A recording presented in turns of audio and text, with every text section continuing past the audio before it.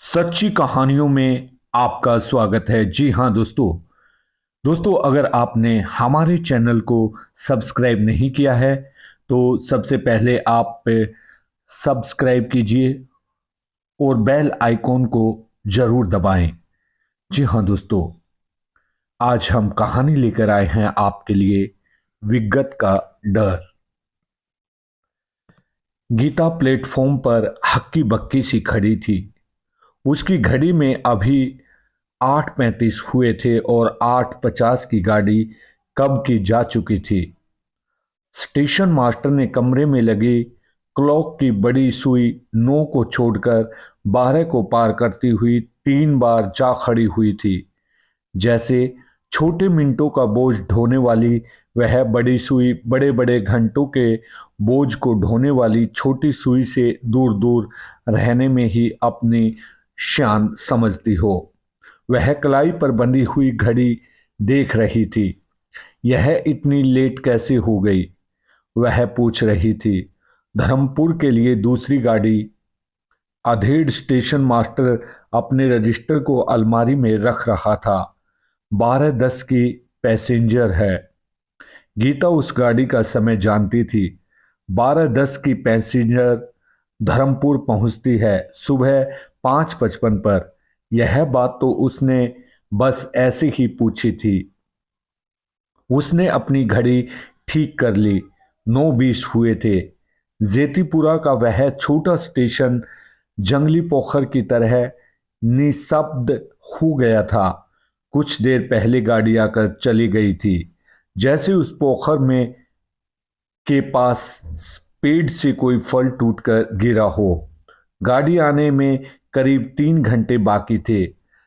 Station से 3 मील दूरी का गांव रात के अंधेरे में जैसे क्षितिज का एक कोना बन गया था।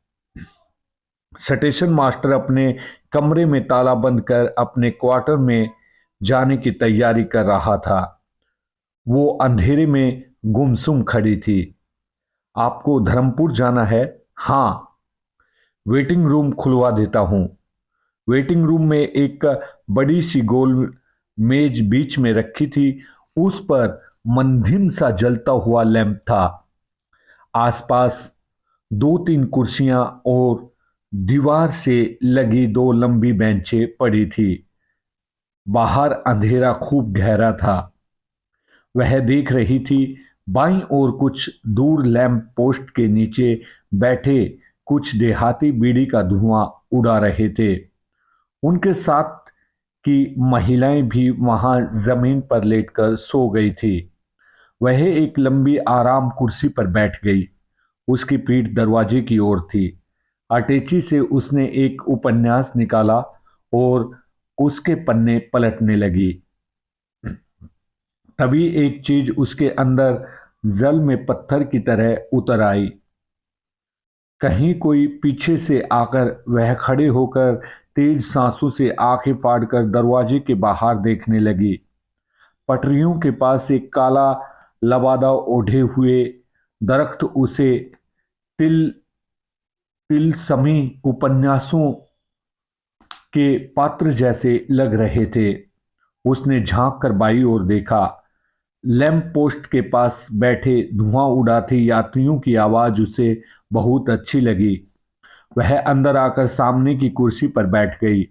अब उसका मुंह दरवाजे की ओर था। वह उपन्यास पढ़ रही थी, पर बार बार उसे लग रहा था कि दरवाजे के बाहर कुछ आकृतियां चल फिर रही हैं। वह बार बार नजर उठाकर देख चुकी थी। वहां कुछ भी नहीं था और सामने पटरियों के उस पार दरख्त थे, बेजुबान दरख्त। यदि ऐसे में कोई आए जाए उस वीराने में, उसके हृदय की धड़कन हथौड़ी की तरह उसके कानों में बजने लगी। वह दरवाजे के पास आ खड़ी हुई। दाईं ओर से कोई आ रहा था। वह दरवाजे की ओट में हो गई। वह सीधा चला गया। शायद कोई रेलवे कर्मचारी था। उसने अपनी घड़ी की ओर देखा। पूरे 10 भी नहीं बजे थे। वह उसे देख देखती रही थी। सेकंड की सुई बहुत तेजी से दौड़ती थी। बाकी की दोनों सुइयां उसे सिथर सी लग रही थी, जैसे कोई स्टैंड पर खड़ी साइकिल की सीट पर बैठा पैडल चला रहा हो। पहिया तेज घूम रहा हो पर साइकिल वहां की वहीं हो। वह आकर कुर्सी पर बैठ गई। अब दरवाजा उसके बाईं ओर पड़ रहा था, क्योंकि वह उसकी ओर न अपना मुंह करना चाहती थी न पीठ। लैंप के पास जाकर वह उपन्यास के 2-3 पन्ने पढ़ गई। फिर उसे लगा जैसे दरवाजे से कोई अंदर आ रहा है। उसने चौंक कर देखा, वहां कोई नहीं था। शायद कोई दरवाजे के बाहर निकल गया था। वह पढ़ रही थी। मन ही मन उसने निश्चय कर लिया कि अब वह इधर उधर नहीं देखेगी, बस पढ़ती ही रहेगी। पढ़ेगी नहीं तो समय कैसे कटेगा? और समय भी कितना विचित्र है। कभी तो हिरन की तरह चौकड़ियां भरता निकल जाता है और कभी कीड़े की तरह सरकता भी नहीं। कभी व्यक्ति को अपनी गोद में बैठाकर हवा में उड़ता है, कभी उसकी गोद में बैठकर खुद चलता है, न उसे चलने देता है। वह पढ़ती रही। 2 बार आभास हुआ जैसे दरवाजे पर खड़ी कोई चीज उसका ध्यान अपनी ओर खींच रही है, पर वह अपनी नजर पंक्तियों पर गड़ाए रही। वह जानती थी कि वहां कुछ भी नहीं है, परंतु पुस्तक संभाले उसकी उंगलियां शिथिल पड़ने लगी। दृष्टि पंक्तियों से फिसलती सी गई। उसने गर्दन मोड़ी, कनखियों से दरवाजे की तरफ देखा। वह अपने आप से देखने की चोरी कर रही थी। बाहर की वीरानी और भी गहरी और खामोश हो गई थी। उसने एक लंबी सांस ली, 2 और लंबी सांसें ली, फिर एक लंबी सांस लेती गई, लंबी सांस लेती गई। लंबी सांस लेने से हवा की कुछ आवाज होती, सारा वक्ष प्रदेश हिल जाता और उस आवाज व हलचल में दिल की धड़कनें सुनाई नहीं देती। घड़ी में 10:22 हो गए थे। वह उठकर दरवाजे पर गई। बाईं ओर लैंप पोस्ट से बीड़ी का धुआं पहले से ज्यादा उठ रहा था। उसे खींच छूटी। उसकी गाड़ी क्यों छूट गई? उसकी घड़ी क्यों लेट हो गई? पर ऐसी बड़ी बात भी क्या हो गई? 12:20 वाली पैसेंजर तो मिल ही जाएगी। उसका स्कूल और घर स्टेशन के पास ही है। 7 बजे तक वह आराम से नहा धोकर स्कूल पहुंच सकती है। लेकिन यह घबराहट कैसी? क्या उसे डर लग रहा है? किसका? भूत प्रेत का? वह भूत प्रेत नहीं जब मानती। फिर किसी पुरुष का? हाँ, यह पुरुष जरूर डर की चीज है। महिला को देखकर हर पुरुष अपनी ओर देखता है।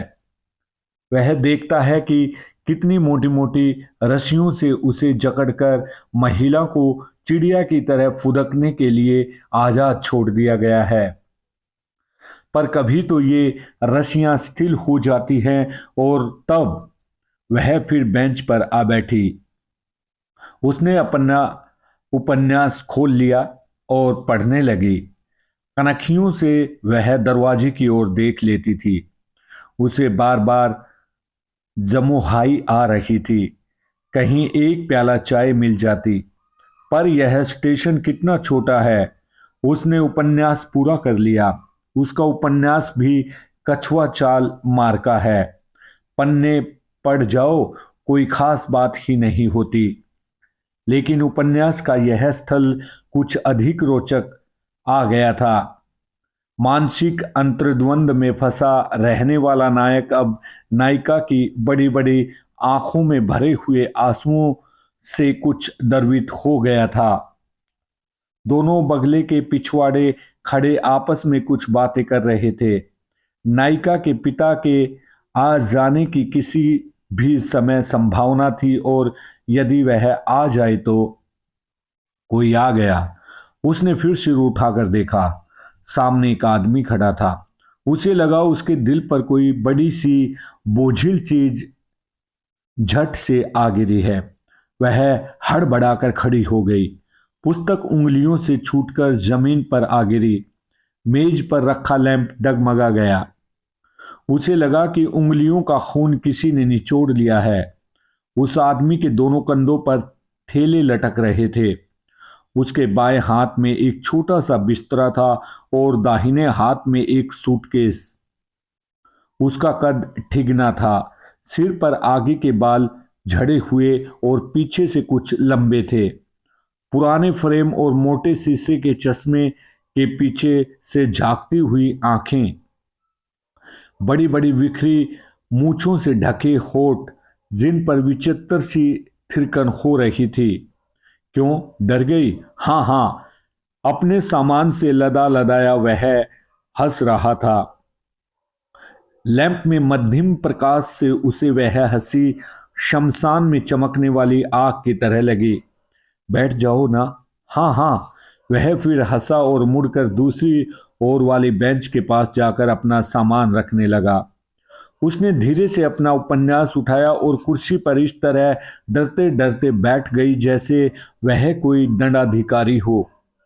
वह इधर उधर देखती, फिर उसे देखने लगी।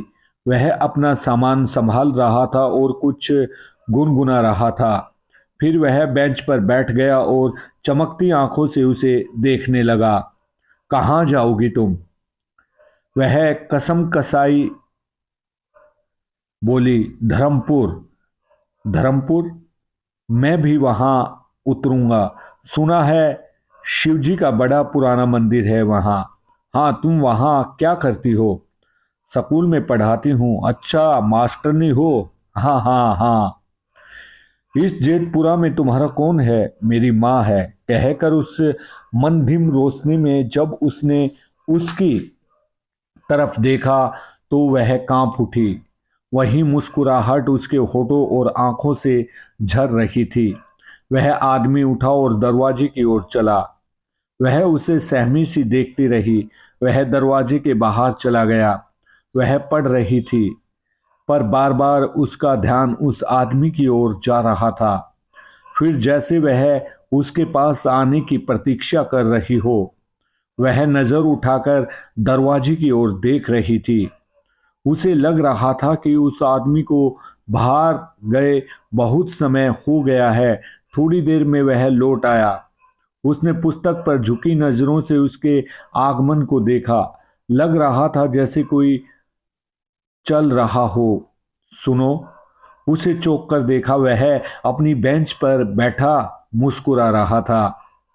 मैं जरा सा लेट रहा हूं, अगर सो जाऊं गाड़ी आने पर जगा देना। जगा दोगी ना? कहते कहते वह बेंच पर लेट गया और उसके मुंह से फिर हंसी का स्वर फूट निकला। वह लेटा लेटा ही बोला, तुम सो तो नहीं जाओगी? दोनों की ही गाड़ी छूट जाएगी। हाँ हाँ हाँ हाँ हाँ। उसने करवट बदली। वह कुछ नहीं बोली। उस आदमी से उसे डर तो लग ही रहा था। मौका होता तो उसे उस पर गुस्सा भी आता, जो इतनी उन्मुखता से उससे बातें किए जा रहा था। उसने घड़ी देखी। गाड़ी आने में अभी लगभग 1 घंटा बाकी है। वह पढ़ती जा रही थी। एकाएक वह कांप उठी। धर धर की आवाज उसके कानों में पड़ी तो उसने इधर उधर देखा। मेज उस पार बेंच पर लेटा वह आदमी खर्राटे भर रहा था। वह अपने उपन्यास से जूझ रही थी, पर कुछ कुछ क्षणों के बाद अनायास ही उसकी नजर उस आदमी पर पड़ रही थी। धीरे धीरे उसकी आंखें बोझिल होने लगी। पढ़ते पढ़ते उसकी आंखें खुद ब खुद बंद हो रही थी। वह कुछ लम्हे किसी खुमारी में खोई रहती, फिर चौंक कर आंखें खोल देती और उस आदमी की ओर देखती। खुमारी का झोंका फिर आ रहा था। वह फिर गूंग रही थी और फिर चौंक कर इधर उधर देख रही थी। अब उसकी घड़ी में 12 बजने में 10 मिनट रह गए थे। गाड़ी आने में 20 मिनट थे, पर कितनी मुश्किल हो गए हैं ये 20 मिनट। नींद ने उसकी आंखों को जकड़ लिया था। पलकों पर मन भर का बोझ उतर आया था, पर एक बात उसके ध्यान से दूर नहीं गई थी। उसे सोना नहीं है। सो जाने से गाड़ी छूट सकती है और सामने सो रहा वह है आदमी। फिर झपकी लग गई। उसका सिर भारी होकर मेज पर झुक गया। उसे लगा कि दो बाहें धीरे धीरे उसकी ओर बढ़ती आ रही हैं। उन बाहों पर घने बाल हैं। खुले हुए पंजों की उंगलियां बड़ी मोटी माटी हैं। उन मोटी उंगलियों के आगे बड़े बड़े नाखून हैं।